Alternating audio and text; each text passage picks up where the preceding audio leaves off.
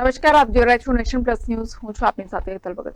વડોદરા શહેરના જ્યુબિલી બાગ પાસે આવેલ શ્રી વેંકટેશ બાલાજી મંદિરે નિર્જલા એકાદશી પર્વની ઉજવણી કરવામાં આવી હતી.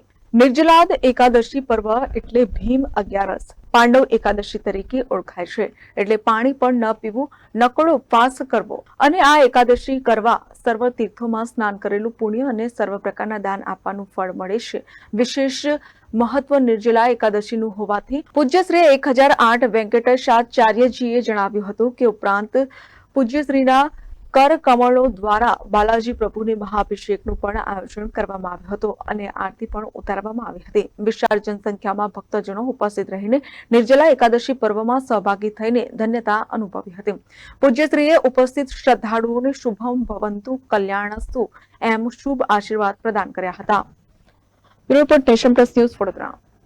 સમાચારોના સતત અપડેટ મેળવવા માટે અમારી નેશન પ્લસ ન્યૂઝની યુટ્યુબ ચેનલને સબસ્ક્રાઇબ કરો, બેલ આઇકન દબાવો અને જોડાયેલા રહો ફેસબુક, ઇન્સ્ટાગ્રામ અને ટ્વિટર પર.